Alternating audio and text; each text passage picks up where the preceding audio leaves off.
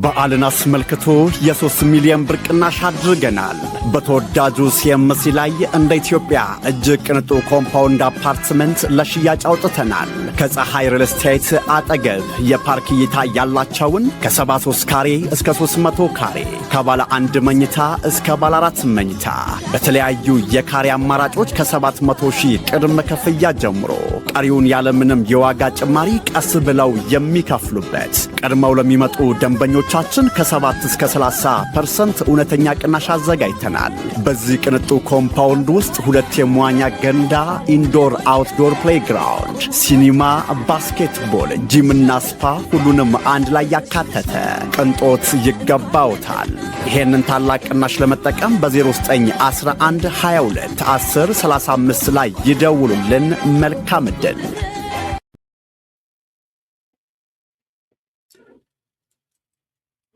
ጽምዶ ቁጥር 3 ይቅርታ፣ ባቢሎን በሳሎን ቁጥር 3 ባቢሎን በሳሎን ቁጥር 3 ባቢሎን በሳሎን አዲስ ኮምፓስ የሆነ ሰው ብሎ ነበር። ባቢሎን በቀጣይ ጊዜ ባቢሎን በሳሎን ቁጥር 3ን ጠብቁ ብሎ ነበር። ማን ነው?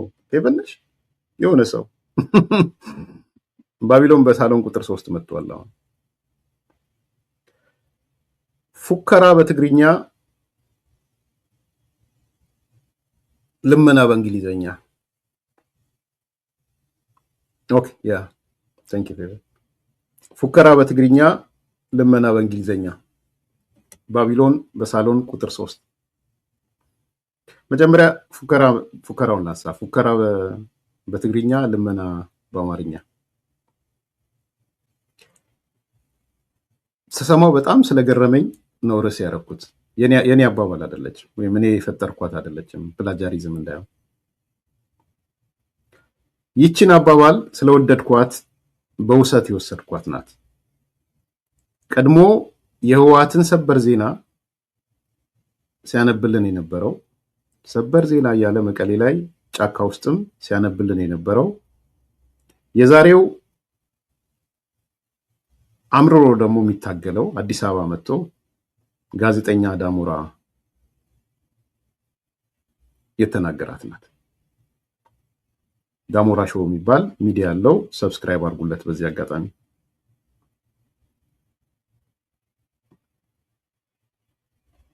ፉከራ በትግርኛ፣ ልመና በእንግሊዘኛ። ጥሩ አባባል ነው።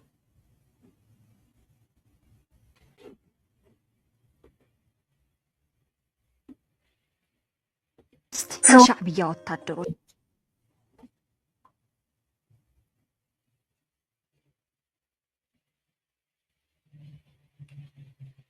አላመጣሁትም፣ ፈልገዋለሁ። ያም ሆነ ይህ ዳሞራ ምንድነው እያለ ያለው? ይሄ ፉከራ እየተካሄደ ያለው በቲፒኤልኤፍ ውስጥ ማለት ነው። ትግርኛ ሲሆን ይፎከራል። ትግርኛ ሲሆን፣ አማርኛ ሲሆን ደግሞ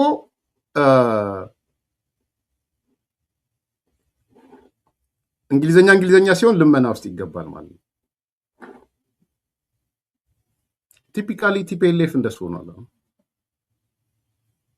ፉከራ በትግርኛ፣ ልመና በእንግሊዘኛ። ሶ ቤዚካሊ ይሄ ነገር የመጣው ከምንድን ነው? የእንግሊዘኛው መግለጫ በእንግሊዘኛ የሚያወራው ወዘተ ሌላ ነው። በልመና ላይ ልመና ነው ያለው። ልክ ብቻ ወደ እንትኑ ሲመለስ ቀብረነዋል ምናምን እያለ ነው የሚፎክረው። አግኝቼዋለሁ። በእንግሊዝኛ ልመና ምን ምትላል? ናይዚኦምን ካልኦት ዜናታትን ዝርዝር ሒዘልኩም ቀሪበለሁ። ዜና ዳሞራ ሼር፣ ሳብስክራይብ፣ ላይክ ምግባር አይትረስዑ። ቀጸልኩ።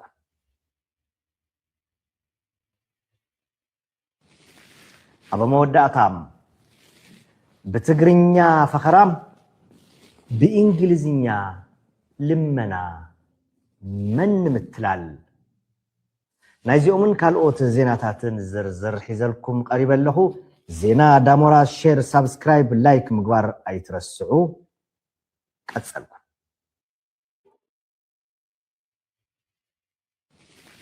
ኣብ መወዳእታም ብትግርኛ ፈኸራም ብእንግሊዝኛ ልመና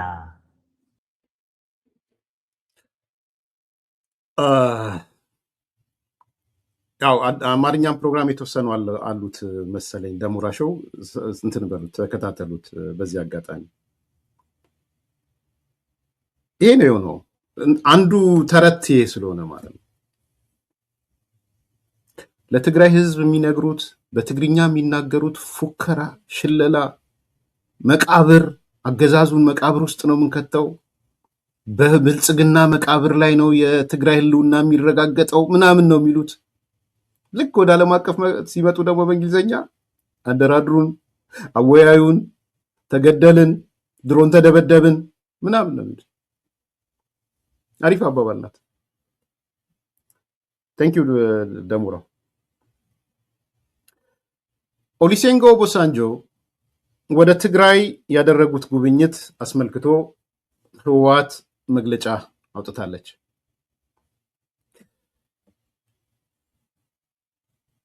ኦሉሴጉን ኦባሳንጆ ወደ ትግራይ መሄዳቸውን አስመልክቶም የአሜሪካ መንግስትም መግለጫ ወጥቷል በአምባሳደሩ በኩል እንኳን ሄዱ ብሎ ጥሩ ሄዱ የሚል የአሜሪካ መንግስትም መግለጫ አለ ህወሓት ባወጣችው መግለጫ ላይ ከፌደራል መንግስቱ ጋር ለመደራደር 5 ወይ 4 ቅድመ ሁኔታ አለኝ ብላለች 5 ቅድመ ሁኔታዎችን ካሟላልኝ ይደራደራለሁ በአማርኛ ምን እንበለው የሆነ ሰው ሲጽፍ ነበር በትግርኛ ፉከራ ከሆነ በእንግሊዘኛ ልመና ከሆነ በአማርኛ ምን እንበለው እስቲ በእናታችሁ እሱንም ጻፉልኝ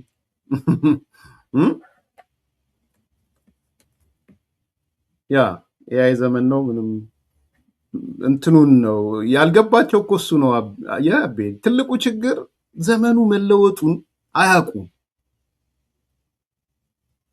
ዘመኑ መለወጡን የማያውቁት አንተ እዚህ ትግርኛ ከፍተህ ድምጹን በአማርኛ ወይ በምትፈልገው በእንግሊዘኛ መስማት እንደምትችል እንኳን አያውቁም አሁን የኮሙኒኬሽን ጋፕ እየተዘጋ ሄዷል እንደ ድሮ አይደለም ቁጭ ብሎ ልንገራቸው የአሜሪካ ኤምባሲ ለምሳሌ ቀላል ነው ደግሞ ስራው እሱ ነው ትራንስሌት ያደርጋል ፖለቲካሊ ትራንስሌት ድሮ ምን ነበረው የእንግሊዘኛ የትግርኛ የምናምን ሰዎች ነበሩት ምሳሌ ልስጣቸው ኤምባሲውን አንዳንድ ነገሮች ስለማያውቅ ሚዲያ የሚከታተሉ የአማርኛ የትግርኛ እንግሊዘኛ ናም ብለው አሉ እንግሊዘኛን ተውና አሁን ብዙ አንተን አይደለም ያ ያለላቸው ጨምሮ ስለዚህ ላንጉጅ ባሪየር ቀርቷል ግን ለነሱ ተገትረሽ ቅሪ ስለሆኑ ላንጉጅ ባሪየር ያለ ነው የሚመስላችሁ ስለዚህ ነው በትግርኛ ይፎክራሉ በእንግሊዘኛ ይለምናሉ በአማርኛ ቀራርቶና ኦፕሽን ሌላ ኦፕሽን ቀርቷል ቀራርቶና ወቀሳ እስቲ ሌላ ቃል ፈልጉ ቀራርቶ the same story as ፉከራና ቀራርቶ አንድ ናቸው የእጁ ደብተር አይነት እንዳይሆን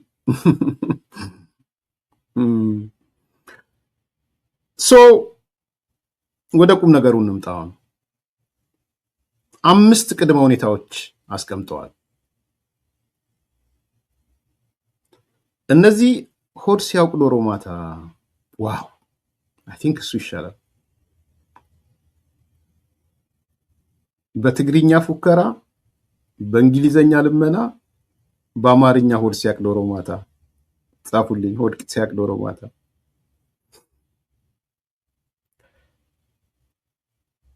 አንደኛ የመጀመሪያው ቅድመ ሁኔታ ከፌደራል መንግስቱ ጋር ለመደራደር የኢኮኖሚ ማዕቀብ ይነሳ ብለዋል ሁለተኛ ከፌደራል መንግስቱ ጋር ለመደራደር ወታደራዊ ከበባው እንዲነሳና ሁኔታው እንዲረጋጋ ብለዋል ሶስተኛ ከፌደራል መንግስቱ ጋር ለመደራደር በኃይል የተያዙ የትግራይ መሬቶች ከጦርነቱ በፊት ወደ ነበሩበት ወደ ትግራይ እንዲመለሱ ብሏል።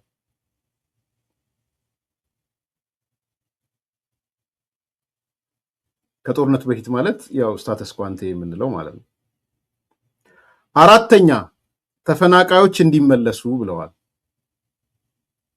አምስተኛ የህወሓት ህጋዊ ህልውናና ህጋዊ ሰውነት በቀጥታ ይመለስ ብለዋል። ይሄን ያቀረቡት በጣም ግልጽ እንድትሆኑ ለኦሉሴጉን ኦባሳንጆ ከፌዴራል መንግስቱ ጋር ለመደራደር ያቀረብነው ነው ብሎ ነው ያቀረቡት።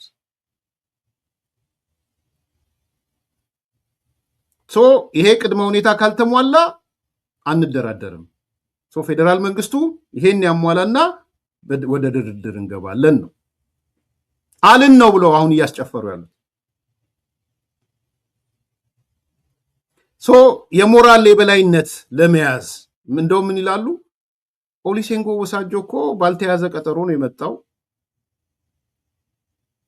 ቀድሞ ያልተያዘ ቀጠሮ ነበረ፣ ግን ደግሞ ለሰላም ወይዘተ ምናምን ስንል አናግረነዋል። እቺ ከማን ያስተካከሏት? የአሜሪካው አምባሳደር ሲሄድ ዴሊብሬትሊ ደብረጽዮን ኤርትራ ሄዶ ነበር አይደለ? እቺን ለማስተካከል አሁን ያው ባልታሰበና ኦርጋናይዝ ባልሆነ መልኩ ነው የመጣው። ኦሉሴጉን ግን አናገር ነው። የታቀደ ነው ብለው ካሉ ሊጣሉ ነው ከሻቢያ። የታቀደ ነው ካሉ ከጽምዶ ሊጣሉ ነው። የታቀደ ነው ካሉ ፋኖ ሊደነግጥባቸው ነው። አስረስ ሊደነግጥ ነው። ዘመነ ሊደነግጥ ነው። በዛ ዙሪያ ያለው የዲያስፖራ የአማራ ጽንፈኛው ሊደነግጥ ነው።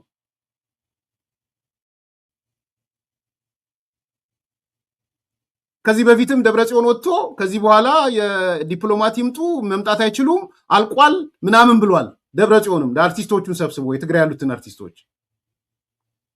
ስለዚህ እቺን ለማስተካከያ ምን አረጉ? ባልታቀደ መልኩ ባልታሰበ ነገር ባልተነጋገርን። ይሄ ምንድነው? ቀላዋጭ ነው ምንድነው? ይሄ እቤት ሳይነግርህ የሚመጣ ሰው ነው የሚባለው። ድንገቴ እንገዳ ምን የሆነ በአማርኛ የሆነ ነገር ነበረው ረሳሁት። ምንድነው የሚባለው? የሆነ ሳይነግራችሁ የሚመጣ ሰው ጥቁር እንግዳ ነው መሰለኝ የሚባለው። ጥቁር እንግዳ ነው የሆነብን እንጂ እኛ ተነጋግረን ኦባሳንጆን አልን ብለነው አይደለም። እቺ ፖይንት ዝም ብላ አይደለም የመጣችው ሻቢያ ይቆጣል። ለምን የአፍሪካ ህብረት እንዲመጣ አረጋችሁ?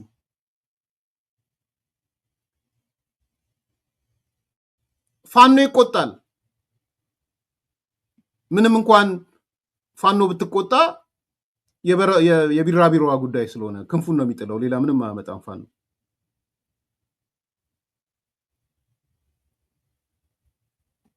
ሌሎቹም ይቆጣሉ።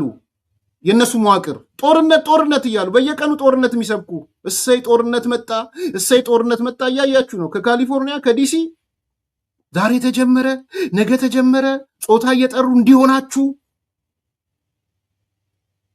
ስለዚህ የሚሉ ሊቆጧቸው ነው እንዴ?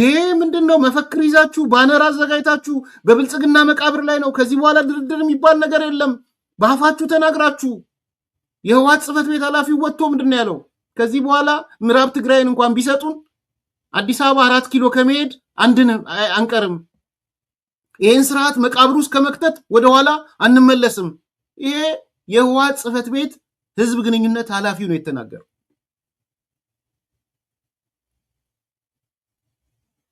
ስለዚህ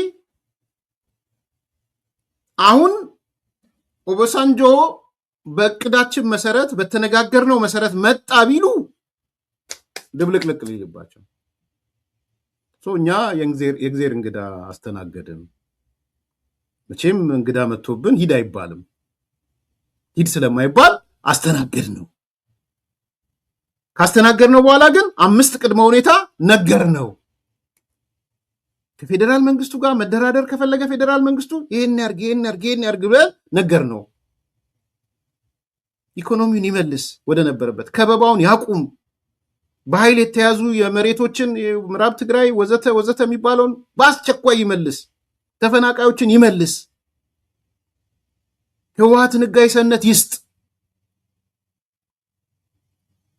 አልን ብሎ ወጣ።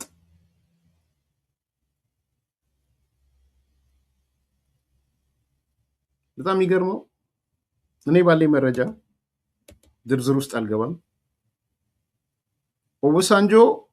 ኦሉሴጉን ኦባሳንጆ ወደ ትግራይ ሲሄድ ቅድመ ሁኔታ ይዞ ነው ሄደው። ቅድመ ሁኔታ ነው ይዞ ሄደው። ለምን እሱን የማይገልጹት? ቅድመ ሁኔታ ኦሉሴጉን ኦባሳንጆ ከአዲስ አበባ ተነግሮት ነው ይዞ ሄደው። እችን ግን ከገለጹ አደጋ ውስጥ ሊገቡ ነው። ነምበር 1 ጽምዶ የሚባል አፍርሱ፣ አውግዙና አፍርሱ።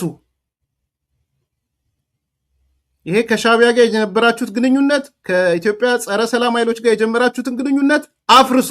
ነምበር 1 ቅድመ ሁኔታ ነው እሱ። አንድ ከኢትዮጵያ መንግስት የተላከ ነው፣ አልተናገሯትም እሱ።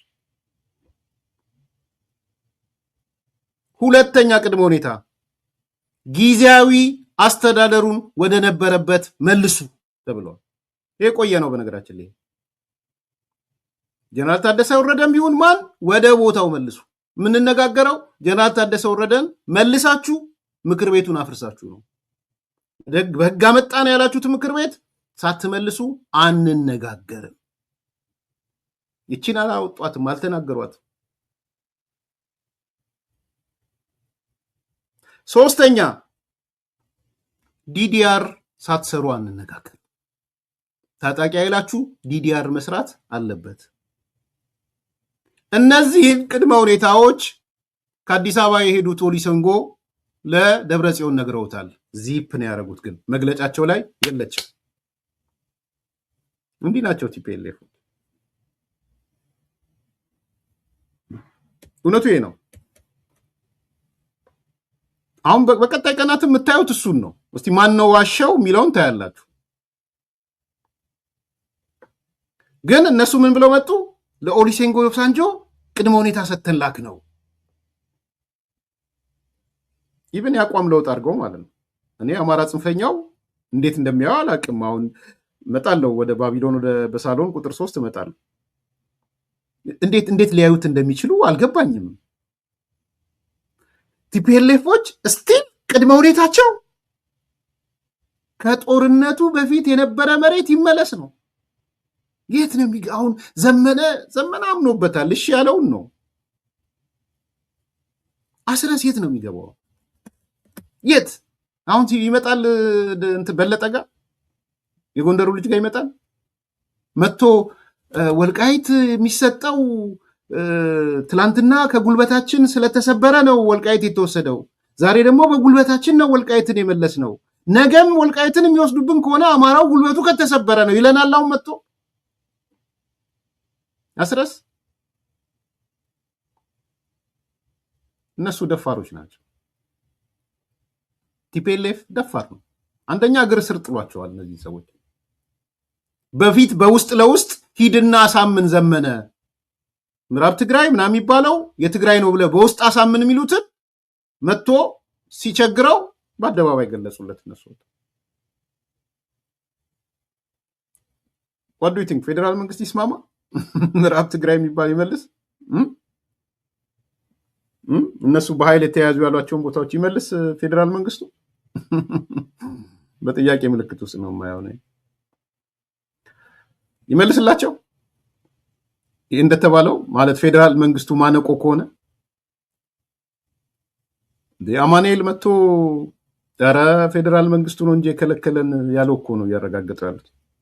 የአማራ ኃይል አይደለም የከለከለን ፌዴራል መንግስቱ ነው።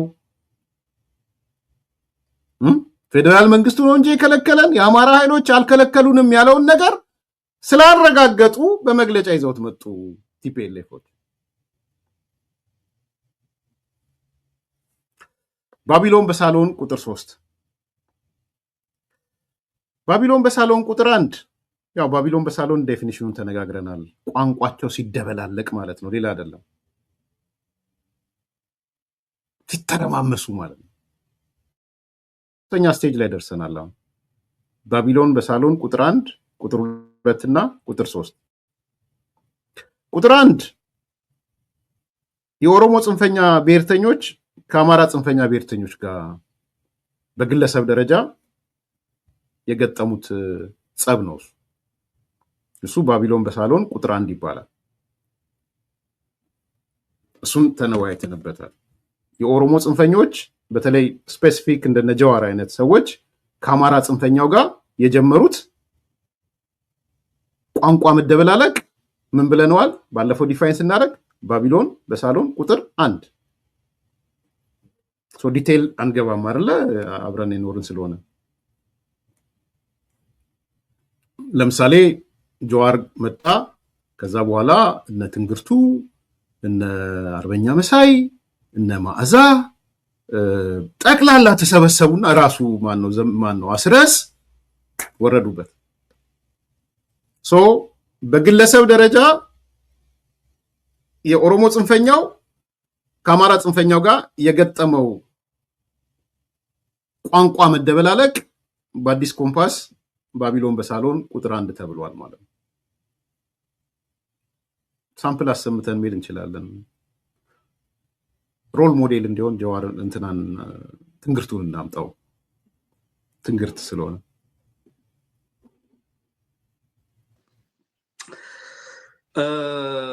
ከሰበር ዜናው ሊጀምር። ኖ ዳስ ኖት የሰበር ዜናው አይደለም። ትንግርቱ ስለ ጀዋር ያነሳው ነበረ። ኦኬ ሶሪ ያልያዝኩትም ማለት ነው። በኋላ መጣዋለሁ። ኢን ኤኒ ኬዝ አንዱ ባቢሎን በሳሎን ቁጥር 1 ነው። ባቢሎን በሳሎን ቁጥር 1 ዓላማው እሳቤው በጣም ግልጽ እንድትሆኑ ታርጌትድ የሆኑ የኦሮሞ ልሂቃን አሉ እንደ ጀዋር ማለት ነው። ታርጌትድ ናቸው። ለምንድን ነው ታርጌትድ የሆኑት? ነገ ከነገ ወዲያ በጉዟችን ላይ እንቅፋት ከሚሆኑ ሰዎች አንዱ እነዚህ ሰዎች ተደርገው ስለተወሰዱ። ለምሳሌ ቲፒኤልኤፍ ኢሚዲየትሊ ወደ አዲስ አበባ ሄዳለሁ ብሎ ሲያስብ የአዲስ አበባ ጉዞዬን ከሚያደናቅፉኝ ሰዎች አንዱ ጀዋር ነው ብሎ አስቧል። ቢኮዝ ጀዋርን መሪ ካላረጉት ያደናቅፍብናል ብሎ አስቧል። በደንብ ክሊር እንድትሆኑ ወደ ውስጠ ምስጢሩ ይሄ ነው። ያኔም ሲመጡ ከጀነራል ጻድቃን ከጀዋር ጋር መነጋገሩን ይፋ አድርገዋል። ሶ ታርጌት ያደረጉት ማርች ስንመጣ ከመጣ እግዚአብሔር ይላቸው ከሚቃወሙን ሰዎች አንዱ እንደዚህ አይነት የኦሮሞ ወጣ ያሉ ማሽላዎች ናቸው። ሶ በወንጭፍም በወፍም ማስመታት አለብን ነው። ሶ ወንጭፍና ወፍ የተወረወረው እነ ጀዋር መሰል ሰዎች ላይ ለዛ ቁጥር 1 እሱ። በሌላ በኩል ደግሞ የኦሮሞ ጽንፈኛው ደግሞ እንደነ ጀዋር ያለ ምሳሌ ሰጠሁት ሆን ብዬ ነው። ይፈልጉታል ይህን ጸብ ዴሊብሬትሊ ነው ባይዘው የሚፈልገው ጀዋር። ለምንድን ነው የሚፈልገው? ጽምዶ የሚባለው መሪ እንደማያደርገው አውቋል። መጀመሪያ ሞከረ፣ ከሻቢያ ተለማመጠ፣ ግብፅ ሱዳንን ተለማመጠ፣ ሱዳን አልቡርሃንን ተለማመጠ፣ ግብፅም ልምምጥ ውስጥ ገባ ሊቃኖቹ ጋር አልፎ ሄዶ ከቲፒኤልኤፍ ጋር ተለማመጠ። ሲያየው እነሱ ግን ገፉት፣ አልፈለጉም። ሶ በኢትዮጵያኒስት ካባም ሊንቀሳቀስ ሞከረና እሱም ኢትዮጵያኖቹም ገፉ፣ ኢትዮጵያኒስት የሚባሉትን ገፉት። ሶ እሱ አስቦ የነበረው የጽምዶ አለቃ ሆናለሁ ብሎ ነበር ያሰበው፣ ፖለቲካ አለቃ ማለት ነው። ወታደሩ ይዋጋለታል፣ ታጣቂ ይዋጋለታል። እሱ የፖለቲካ ኦሮሞ ስለሆነ ማጆሪቲ ነው። ስለዚህ በአብይ ይቀይሩኛል ነው የጀዋር እሳቤ። እሱ ነው ባይዘው አብይ በጀዋር ይቀየራል። ስለዚህ የሚዋጋለት ወታደር አለ፣ ታጣቂ ፋኖም ይሁን ኦላም ይሁን ህዋትም ይሁን ሻቢያም ይሁን ግብፅም ይሁን ሱዳን ይዋጉለታል። ከተዋጉለት በኋላ ድሪሙ እሱ 4 ኪሎ ነው ይቀመጣለው። ይሄ ቲፒካሊ የጀዋር ህልም ይሄ ነው። so the only thing ጀዋር አብይን አንስተው እሱን እንዲያስቀምጡት ነው። ብልጽግና ቢገረሰስ ችግር የለውም አሁን ብልጽግና ይጠብቃል ሲሉ ሰማሉ። እንደዛ አይደለም። ሲያያቸው ግን ሻቢያም ነቃበት፣ ሱዳንም ነቁበት መሰለኝ። አሁን ትቷል ሱዳንን ፕሬዝ ማድረግ። ግብጽም ብዙ እንትናላችሁ መሰለኝ። በተለይ ደግሞ አማራው ኃይልና ሻቢያ ቲፒኤልኤፍ ነቁበት፣ ታርጌት ታደርጉት ካለ መሰረታዊ ጸው ይሄ ነው። ስለዚህ ፒክ ማድረግ ጀመረ። አሁን እነሱን የሚያጣላ ነገር you'll see። አሁን ምን ይሆናል መሰላችሁ? ጀዋር ሁሉም ገፉኝ ብሎ ይመጣል። ጀዋር አሁን ሞክሬ ነበር፣ ከኢትዮጵያኒስቱ ጋር ሞከርኩ፣ ከተጋሩ ጋር ሞከርኩኝ፣ ከአማራዎቹ ጋር ሞከርኩኝ ምናምን ሞክሬ ግን የሚቻሉ አይደሉም፣ ኦሮሞ ጠል ናቸው ብሎ ይመጣል። ባይዘው ሰከንድ ስቴፕ ከጀዋር የምትጠብቁት አሁን ጽንፈኛ የኦሮሞ ብሔርተኝነቱን ጭምብሉን ገፎ ይመጣል። ባቢሎን በሳሎን ቁጥር 1 ይሄ ነው። የጀዋርን ጭምብል ኢትዮጵያኒስት ካባ ለብሶ የጽምዶ አለቃ ፖለቲካ አለቃ ሊሆንበት የነበረውን ምኑን ዜሮ የገባበት ተመልሶ ኦሮሞ ፈርስት ብሎ ይመጣል። ተመልሶ ይሳካለታል አይሳካለትም ሌላ ጉዳይ ነው።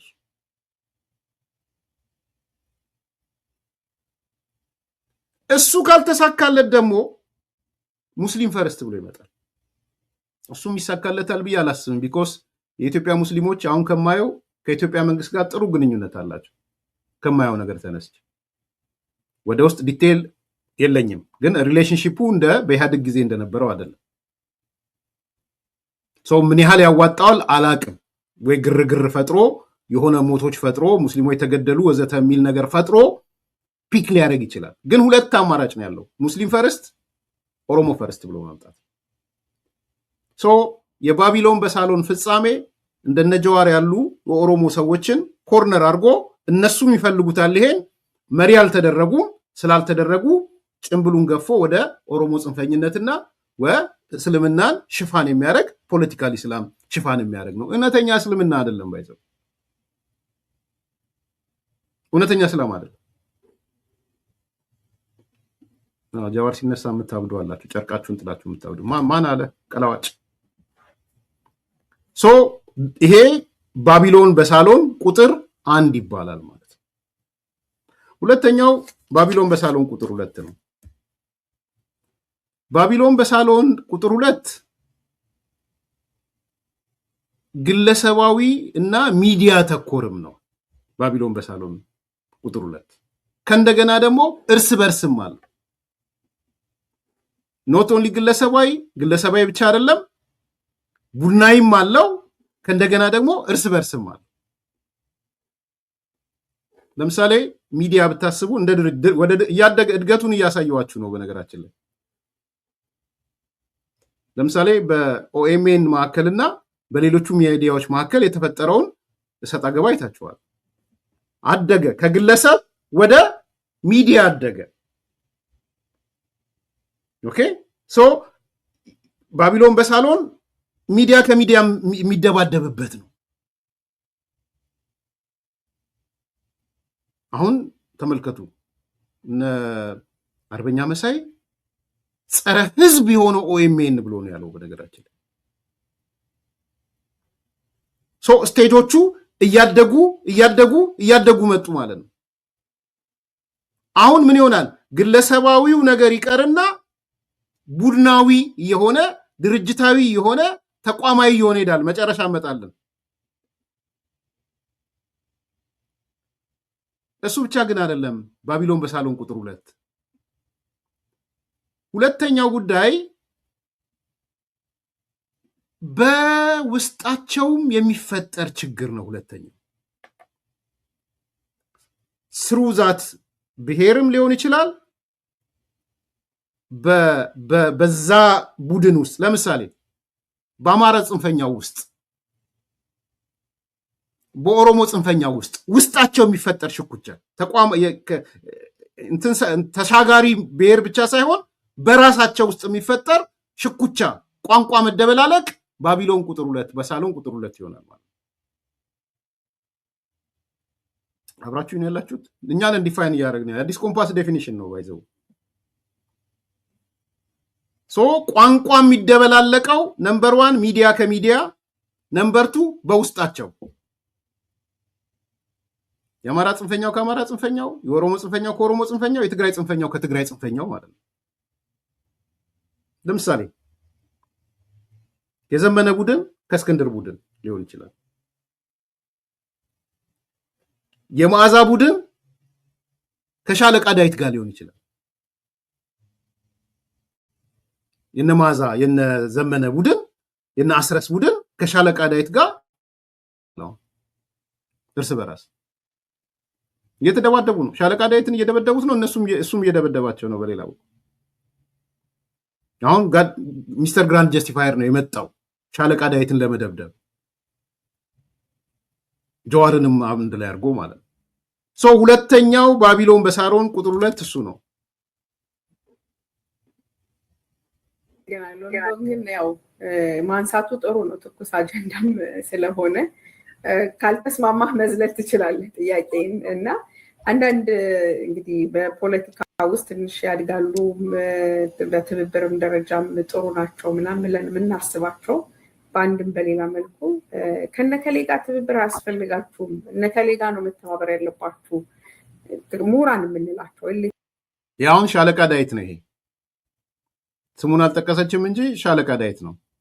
ስለ ሻለቃ ዳዊት ነው መዓዛ እያወራች ያለች የምንላቸው ወይም በዚህ አስባቸው በአንድም በሌላ መልኩ ከነከሌ ጋር ትብብር አያስፈልጋችሁም፣ እነከሌ ጋር ነው መተባበር ያለባችሁ ምሁራን የምንላቸው እልት የምንላቸው ወይም በዚህ ቅድም እንዳልከው ይዘውት የመጡት አመለካከት ሲወድቅ ሲነሳ የመጡ እንደነ ጀዋር አይነቶቹ ደግሞ ጭራሽ አንድን ቡድን መፈረጅ ውስጥ ግለሰብን እያነሱ ማፍረጥ ውስጥም የገቡበት ሁኔታ አለና ምንድነው የዛ ውጤት ነው አሁን ያመጣው የግምገማ ውጤት ነው ወይስ ዌሪዝሚ የሚለው ነገር የሚያስጨነቃቸው?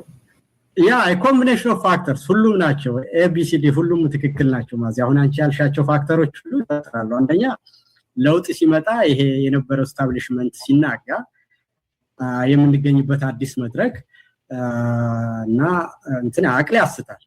ስለዚህ በዚህ ሂደት ውስጥ እኔ የት ነኝ የሚል አለ። ይዤው የነበረው አመለካከትስ መጨረሻው ምን ይሆን ይሄ አዲስ የሚፈጠረው ነገር ሆኖ አዲሱን ነገር ለማመድና ያን ሪያሊቲ መቀበል ያስቸግራል። እነዚህ አዳዲስ አስተሳሰቦች በተፈጠሩ ጊዜ በዛ ጊዜ ሸክ ያደርጋል ማለት ነውና የመጀመሪያው ነገር በዚህ ሸክ ሲያደርግ ተስፈነጠረ የሚወጣ መስመር የሚለቅ ያን አስተሳሰብ ሽግግር አድርጎ ሪያሊቲውን ተረድቶ ዲስፓሽኔት ሆኖ ከነበረው ሰልፍ ሰርቪንግ ባያዝ ወጥቶ ሳይንሳዊ በሆነ ሁኔታ የት ነበርን፣ አሁን ያለንበት ሁኔታ የት ነው፣ ሪያሊቲውና የለውጥ ኃይሎች አሰላለፍ ምን ይመስላል፣ አዲሱ ነገር ምንድነው፣ ያንን እውነታ ተቀብሎ የሚሄድና በረጋ ሁኔታ ራሱን ከሁኔታው ጋር አርሞ ዲስፓሽኔት በሆነ ሁኔታ ነገሮችን ገምግሞ የሚሄድ አለ። አዲሱን ነገር አልሰማም ላይም ብሎ ክዶ ደግሞ እሱ የነበረበትን ዓላማ ብቻ እየተረዳ የሚዘፍን ሰው ካለ እንግዲህ ሪያሊቲው ይተፋዋል፣ ከባቡር ይወጣል። የሴንተር ላይ የነበረው አመለካከት ማርጂናል የሆነ እንግዲህ ምንድነው ወደ አንደርዶግነት ይቀየራል ማለት ነው። ወይም ምንድነው ከፔስ ሜከርነትና ከሐሳብ አፍላቂነት ከሐሳብ ሴንተርነት ወደ ምንድነው ተናዳፊነትና ነቃፊነት ይቀየራልና ይሄ የኃይል አስተላለፍ ለውጥ ሲደረግና ማርሽ ሲቀየር መምጣት የሚገባቸው አስተሳሰቦች ናቸው። ይሄ ማለት ግን እንደተባለው በሂደቶች ሁሉ ፍጹምነት የለም። በሚሄዱት ነገሮች ሁሉ በተደራጀ ሁኔታ ከሆነ ሐሳባቸውን አደራጅተው ስጋታቸውን የሚገልጹ ከሆነ አንደኛ ያለውም አካል የለውጥ መሪ ሆነው ሐሳብ ማለት ነው ሐሳቦችን እንደገና እንዲያይ በጥንቃቄ እንዲያርም የነቃፊዎችን ሐሳብ ውስጥም ግምት ውስጥ እንዲያስገባ እድል ይሰጣል። ወይም ደግሞ ምክንያታዊነቱን እንትን ብሎ ሐሳቦችን አሰናድቶ ህዝብን ለማስተማር እድል ይሰጣል። በዛ ደረጃ የተደራጀ ሐሳብ ከሆነ ይጠቅማል። ግን እንዳልኩሽ እንደው ያ ትክክል ነው። ነፍስ ይማር ማለት አለብን። እናቱ እንዳረፉ ሰምተናል። ልክ ነው። ቴንኪው ፔቨን ስላስታወስሽን። ነፍስ ይማር ከባድ ነው። ዲያስፖራው ነው ታጋይ ሆኑ ደግሞ እንትን መሆን ታጋይ የሚባለው በኮቴሽን ውስጥ የአማራ እንትን ታጋይ ሆኖ ኤኒዌይ እሱን ማያይዝም አልፈልግም። እኔ ግን ልክ ነው የነፍስ ይማር ማለት ፈልጋለሁ። እኔ ሰው ሐሳቡን ከእንትኑ ጋር ላይተን ነው የምንነጋገረው ከማህበራዊ ችግር ካጋጠመው ጋር ቦታዊ ነው ትችቱ እንዳንባል እንጂ እንደ ቀናች ሴት እንደው ዝም ብሎ ሁሉንም መናደፍ ከሆነ የትም አያደርስምና ሰው በሚል ይስተካከል እንደዛ ይደረግልን። እንግዲህ ይሄ ተረትና ምሳሌ አባባል ስለሆነ ነው ነሰሰርሊ ማለት አይደለም። አንደርስታንድ ያደርጉናል አድማጮቼ። በዛ ደረጃ ማየት ያስፈልጋል።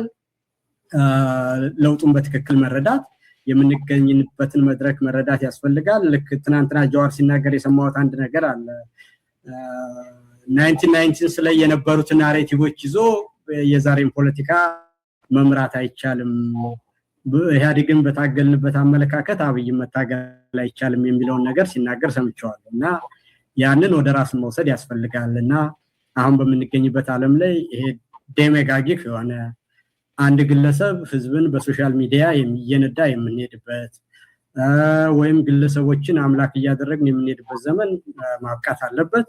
አጠቃላይ የሆነ አገራዊና ዓለም አቀፋዊ ለውጥ የመጣበት ጊዜ ላይ ነው። ተረጋግቶ ማሰብን ይጠይቃል። ተረጋግቶ መስራትን ይጠይቃል።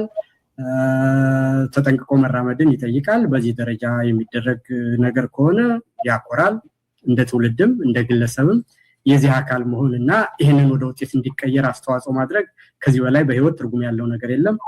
አንደርዶግ ሆኖና ደግሞ እያበላሹ ከሄዱ አዋራጅ ታሪክ ጽፎ ራስንም አዋርዶ መጨረሻም በማያምር ሁኔታ ምንድነው መቋጨት ስለሚሆን እንደው ለራሳቸው ጊዜ ወስደው ይሄ ሶሻል ሚዲያ በጣም ተናዳፊና ባህሪን ሁሉ የሚቀይር ነገር ስለሆነ ለራሳቸው የጥሞና ጊዜ ቢወስዱና ይበቃል።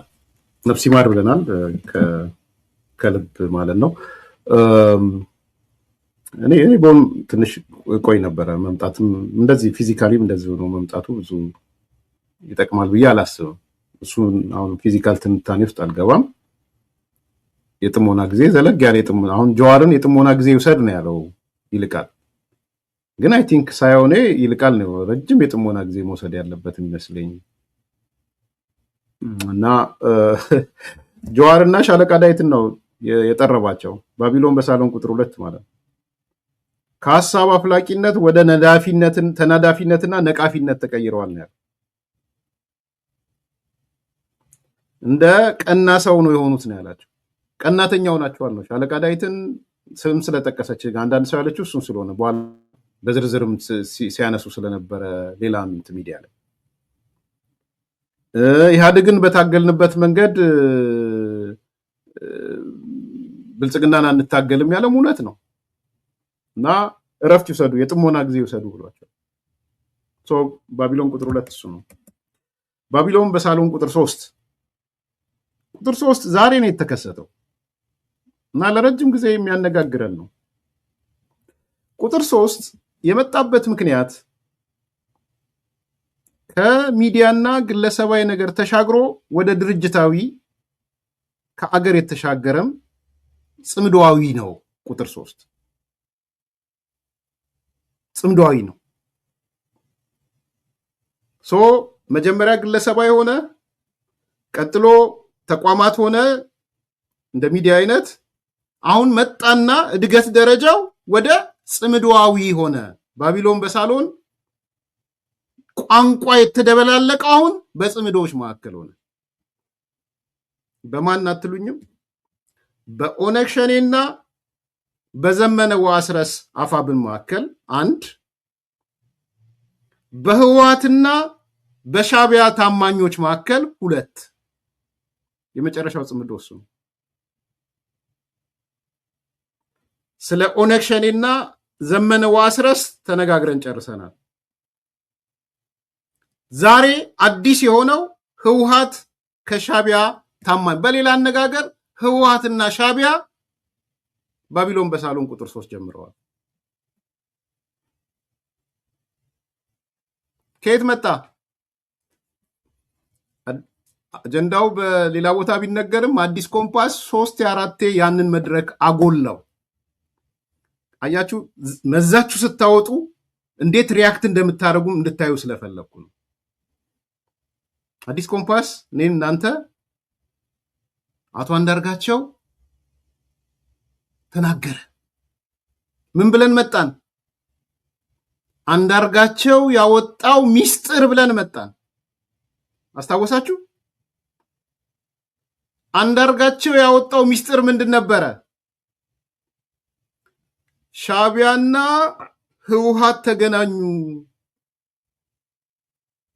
ህወሓቶች ሻዕቢያን አማላጅ ሁነን አሉት። ምን አማላጅ ሁነን ያሉት ምንድን ነው?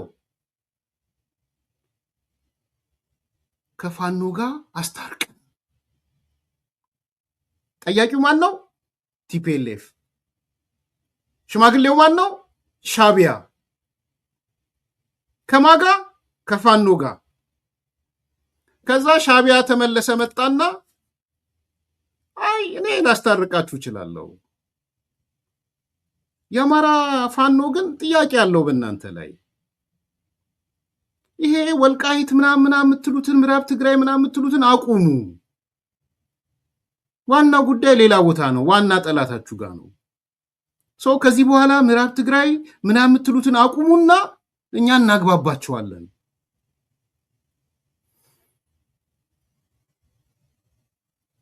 ቲፒኤልኤፎች እሺ አሉ፣ ተስማሙ። ምዕራብ ትግራይ የሚባል አናነሳም፣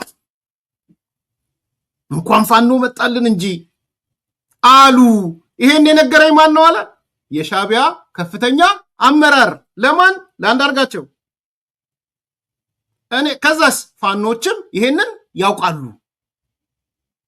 ይሄ ቲፒኤልኤፍን እና አማኑኤልን ጢው ነው ያደረጋቸው። እኔ አንዳርጋቸው ከሻዕቢያ ሰው አልነገረውም ብዬ ስለማላምን ጸቡ በሻዕቢያና በህወሓት መካከል ነው የሚሆነው። ባይዘው አንዳርጋቸው አልተነገረውም ብዬ አላምን። ሻዕቢያዎች ነግረው፣ የሻዕቢያ አመራሮች ለአንዳርጋቸው ነግረውታል ብዬ አምናለሁ። ነቀለ ቲፒኤልኤፍ። አሁን አንዳንዶቹ አማኑኤል ነው ምናምን። አማኑኤል በህወሓት ፖለቲካ ውስጥ የግለሰብ አስተያየት የሚባል የለም። ከፍተኛ አመራር ውስጥ ቲፒኤልኤፍ ነው ለአንዳርጋቸው የጻፈለት። ምን አለው? የበግ ለምድ የለበስክ ተኩላ አለው አንዳርጋቸውን። ቲፒኤልኤፍ የበግ ለምድ የለበስክ ተኩላ ጄኖሳይደር አለው። ዛሬ መቼም አገር ተቀጣጥሏል። የበግ ለምድ የለበስክ ተኩላ፣ አንተ ማናቅ መሰለ ወይ? ጄኖሳይደር፣ እድሜ ልክህን ጽምዶ የሚባል የምታበላሽ ጉድ ነው። ባቢሎን በሳሎን ቁጥር 3 እንደዛ ሆነላችሁ። አንዲት መጀመሪያ እንስማ ውስጥ አንዲት እኮ አሪፍ ሰው ነው።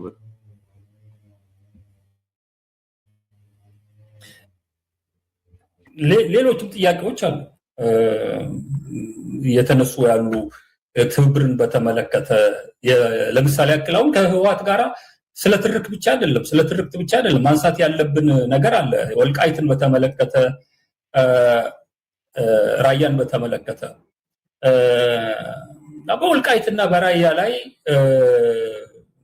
ምልህ የአማራ ማህበረሰብ ምን አይነት አቋም እንዳለው አውቃለሁኝ እኔ።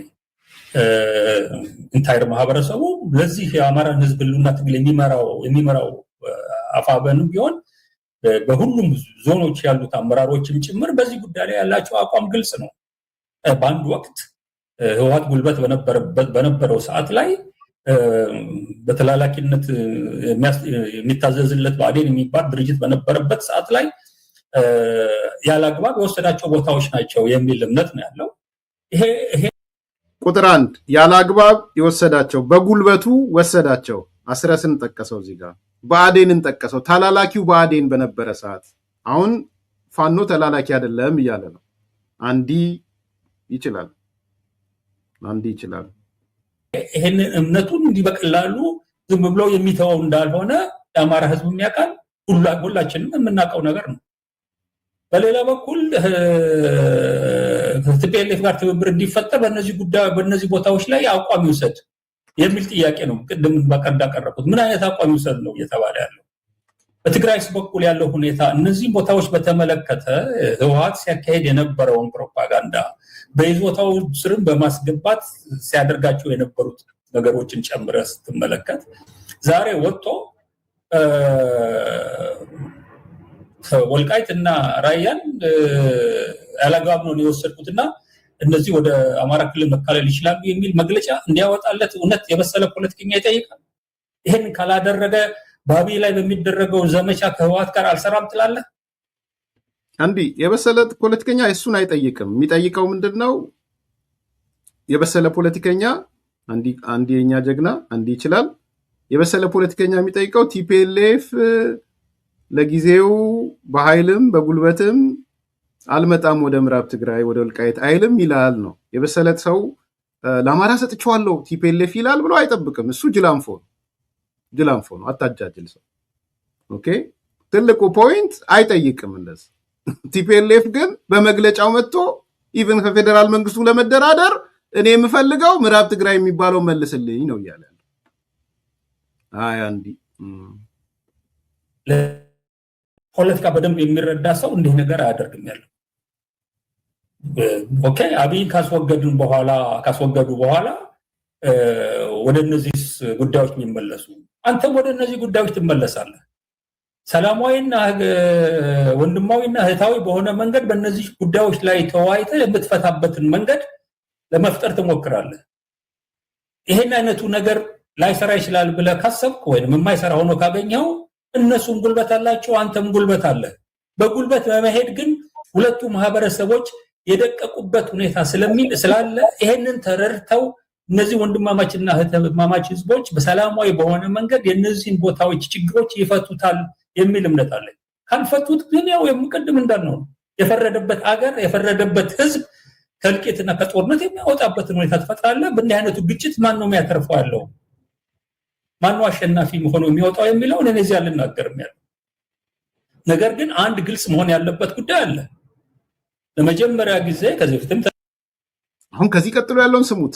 አንዲን ስሙትና ህወሓት ነርቭ ተነክቶ የመጣበትን ነገር ታያላችሁ። ነርቭ ተነክቶ ቲፒኤልኤፍ የበግ ለምድ የለበሰ ተኩላ አለው።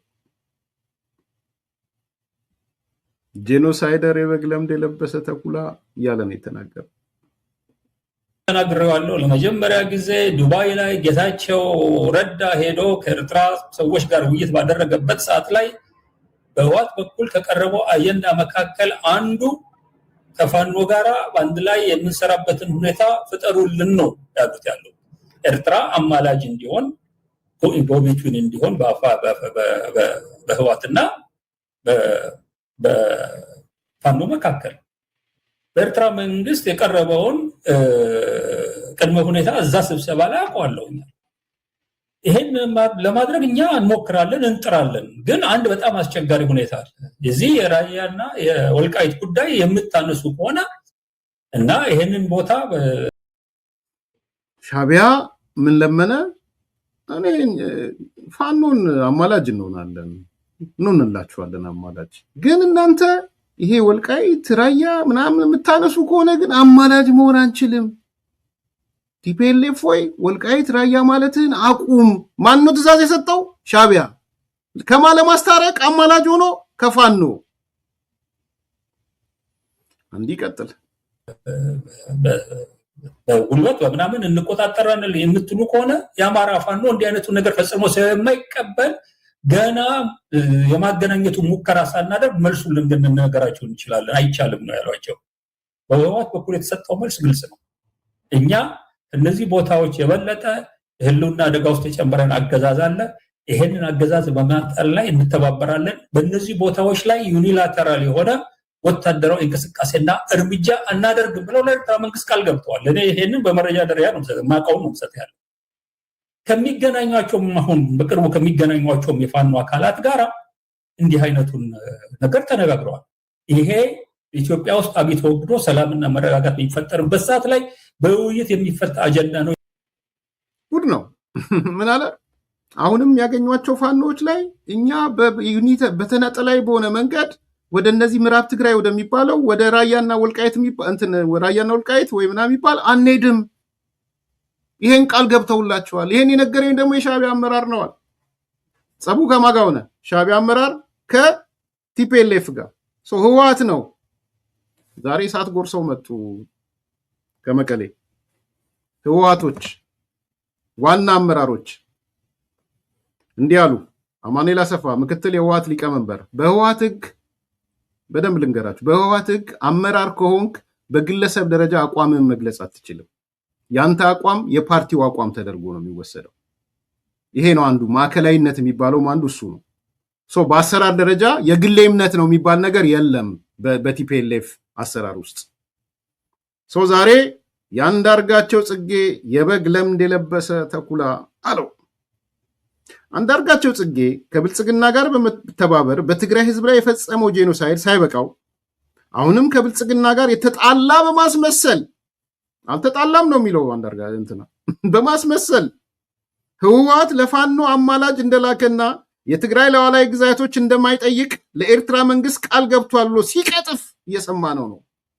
አይ በሽምግልና ውርደት። አሁን ምን ቁጭ ብሎ አሁን ብርሃኑ ነጋ ፕሮፌሰር እንዴት እንደሚስቅብህ እንዲህ አንገቱን እንዲህ እያደረገ ይሆን የሚስቅብህ? ቁጭ ብሎ ነው የሚስቅብህ። የምሬ ነው። ፕሮፌሰር ብርሃኑ ቁጭ ብሎ ኪኪ ነው የሚለው። አንዳርጋቸው ጽጌ ከብልጽግና ጋር በመተባበር በትግራይ ህዝብ ላይ የፈጸመው ጄኖሳይድ ሳይበቃው አሁንም ከብልጽግና ጋር የተጣላ በማስመሰል ህወሓት ለፋኖ አማላጅ እንደላከና የትግራይ ሉዓላዊ ግዛቶች እንደማይጠይቅ ለኤርትራ መንግስት ቃል ገብቷል ብሎ ሲቀጥፍ እየሰማ ነው።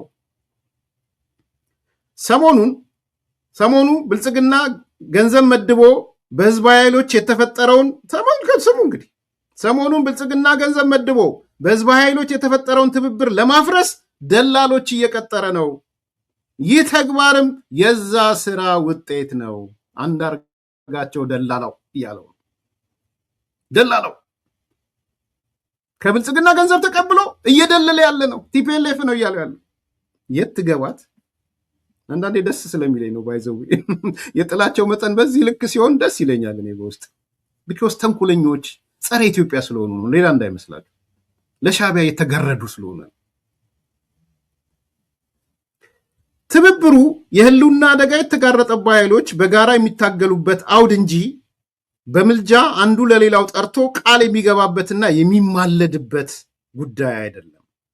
ሁላችንም በትግሉ ውስጥ ያለነው ኃይሎች የሚያናገኘውን ዋነኛ ጉዳይ በብልጽግና ጄኖሳይድ ስርዓት ምክንያት አደጋ ላይ የወደቀው ህዝባችንን የጋራ ህልውና ነው።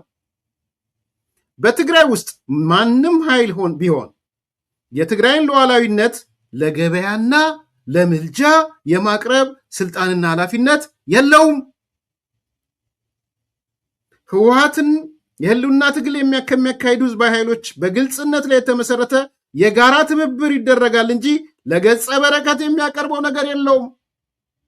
ግልጽ ነን። እኛ ስናቀርብም ለብልጽግና ሁሉ ሲመጣብን ኦሉሴጉን ኦባሳንጆ ቅድመ ሁኔታችን ምዕራብ ትግራይ ይመለስ ነው። ሌላው እንትን ይመለስ ነው። ወደ ነበረበት ስታተስ ኳንተ ይመለስ ነው።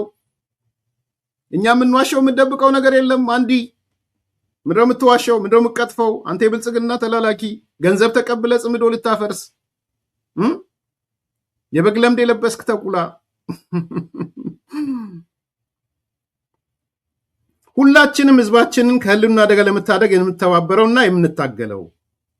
ሰሞኑን አንዳርጋቸው መሰሎች የበግ ለምድ ለብሰው በትብብሩ ኃይሎች መካከልና በህዝባችን ውስጥ ጥርጣሬን በመንዛት ትግሉን ለማኮላሸት እየሰሩ ነው። ሰው እንዴት እድሜ ልኩን በዚህ ደረጃ በሴራ ፖለቲካ ተጠምዶ ይኖራል? ድርገሞ ይሄን ሰው እንዴት እድሜ ልኩን በዚህ ደረጃ በሴራ ፖለቲካ ተጠምዶ ይኖራል? ሴረኛ እድሜ ልክህን። እኔ እንቅልፍን ከተኛ ይገርመኛል አንዳርጋቸው። አንተ ብቻ ሳይሆን የአንዲ ልጆች እንቅልፋችሁን ከተኛችሁ ይገርመኛል። በጣም ነው የሚገርመኝ። ቀጠለ። ይሄ የማስገበር ውጤት ነው። ባይዘው አንዳርጋቸው ገብረዋል፣ የአንዲ ልጆች ገብረዋል። አሁን የለም። ምንድነው አርበኛው የሚለው የነበረ አንዴ ከብልጽግና ተለየው ብሎ ሲያስብ ቋቅ። this is the time to say ቋቅ። በነገራችን ቋቅ ነበረ ይሄ መሆን የነበረበት። ይሄ ቋቅ ታይም ነው። ያው ከብልጽግናም ቋቅ ብለ እንደወጣው ከጽምዶም ቋቅ ብለ የምትወጣበት ነው። ለአርበኛው ንገሩልኝ። ሰው እንዴት እድሜ ልኩን በዚህ ደረጃ በሴራ ፖለቲካ ተጠምዶ ይኖራል? ለማንኛውም ህወሓት በኤርትራ መንግስት በኩልም ሆነ በሌላ መንገድ ለማንም ኃይል የላከው ምልጃም ሆነ የገባው ቃል የለም። የሚያናገናኘን የጋራ ህልውና አደጋና የጋራ ትግል ነው። ይህም የበግ ለምድ በለበሱ ተኩላዎች እንዳይደናቀፍ አድርገን እንገነባዋለን። አንተ የበግ ለምድ የለበስክ ተኩላ ዞር በል እያለው ነው። አንዲ ዞር በል አንዲ ብቻ ነው። የአንዲ ልጆችን ዞር በሉ እየተባላችሁ ነው። የአንዲ ልጆች ዞር በሉ፣ ቲፒኤልኤፍ እናንተ ማለት ጄኖሳይድ የበግ ለምድ የለበሳችሁ ተኩላዎች እያላችሁ ነው። ቋቅ ውጡናውን ቋቅ በሉ። this is the time to say ቋቅ። አለቅ ደቀቀ። ባቢሎን በሳሎን ቁጥር 3 ተጠናቀቀ። በእርግጠኝነት የምነግራችሁ አንዳርጋቸው ከኪሱ አላወጣው። ለአንዳርጋቸው የነገረው የሻዕቢያ አመራር አለ። ጸቡ የሚሆነው አሁን በሻዕቢያና በህወሓት መካከል ነው። አንዳርጋቸውን ያምኑታል። አንዳርጋቸው ታማኛቸው ነው። በነገራችን ላይ አሉላ ተናግሮ ነበር። አንዴ እኔም ሰከንድ ማድረገው ቲፒኤልኤፍ እና አንዳርጋቸው ቀርበውለት የምትወልደው ማን ነው ቢባል አንዳርጋቸውን እቅፍ ያደርጉታል ሻዕቢያዎች። ታማኛቸው ነው። በቃ አንዲዝም እንነጋገርበታለን። ስለ አንዲዝም ራሱን የቻለ መጽሐፍ ነው ብያቸዋል። በምንም ተአምር አንዳርጋቸውን ለህወሓት አሳልፈው አይሰጡም ሻዕቢያዎች። ሰዎች አንዳርጋቸውም የተናገረው ከኪሱ አውጥቶ አይደለም። መሰረት ጥያቄ እሱም ከሆነ ከዚህ በፊት አንዳርጋቸው የተናገረው አንድ ቁልፍ የሻዕቢያ ባለስልጣን የነገረውን ነው መጥቶ የተናገረው።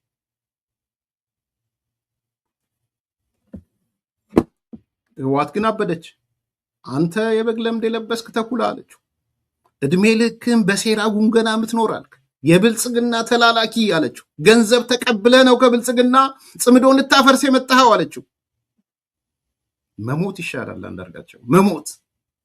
በዚህ እድሜ ሴራ እየተነተንክ ምትኖር፣ ሴራ እየቀፈቀፍክ ምትኖር አለችው ህወሓት። አንዳርጋቸውን በዚህ ለተ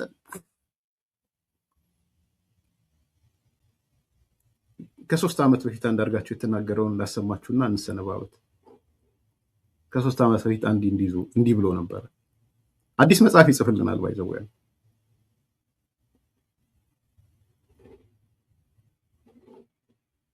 ጊዜ ጀምሮ ከየትኛውም ድርጅት ጋር ወያኔዎች በታሪካቸው ከተመሰረቱ ጊዜ ጀምሮ ከየትኛውም ድርጅት ጋር በውይይትና በድርድር የፈቱት ችግር የላቸውም። ከየትኛውም አካል ጋር ተስማምተው ውይይት አድርገው መጨረሻ ላይ ኢንፋክት ስምምነት የደረሱበት ስምምነት ጋር በስምምነት የገቡትን ሰዎች በተኙበት በማረድ ነው የጀመሩት ያለው በታሪካቸው።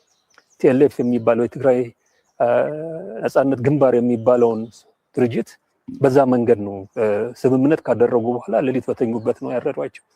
ሌሊት በተኛበት የሰሜንን እዝ እንዳረዱ ማለት ነው።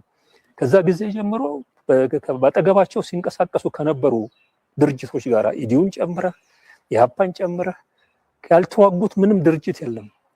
በሰላምና በድርድር ተቻችሎ በዛን ጊዜ ደርግን መታገል የሚባል ነገር እነሱ ጋር ሁልጊዜ በበላይነት የሚቆጣጠሩት ነገር መፍጠር ነው የለመዱት ያለው። በዛ መንገድ ደግሞ ሄደው ያገኙት ውጤት የነሱን ጀግንነት፣ የነሱን ብልጥነት፣ የነሱን አዋቂነት ያረጋገጠ ነው ብለው ነው የሚያስቡት ያለው። ስለዚህ ከዛ ጊዜ ጀምሮ ያላቸው ታሪክ ይህን ነው የሚያሳየው ያለው። እነሱ የማይቆጣጠሩት የበላይነት የማያገኙበት ምንም ነገር አይፈቅዱም ያለው። ከደርግ ጋር የተደረገው ጦርነትም በሰላምና በድርድር የሚያልቅበት ሁኔታ ተፈጥሮ ነበር። ያንን ማድረግ ያልፈለጉ በመሆናቸው ነው ጦርነቱ እስከ መጨረሻው ድረስ የዘለቀው። በሀገር ላይም ከፍተኛ ጉዳት ያደረሰ ለሀገሪቷን ሰራዊት እስከ ማፍረስ የሄደ ስራ ውስጥ የተገባው ያለው በስምምነት ባለማለቁ የተነሳ ነው። ከዚህ በተጨማሪ በዚህ አይነት መንገድ መጥተው አግኝተውት የነበረው የበላይነት አለ። በዛ የበላይነት በከፍተኛ ደረጃ አገር ሲዘርፉ የነበሩ በከፍተኛ ደረጃ ማንንም የሀገሩን ዜጋ እንደፈለጉ ሲያስሩ ሲገሉ እንደፈለገ ሲያሳድዱ የኖሩ ሰዎች ናቸው።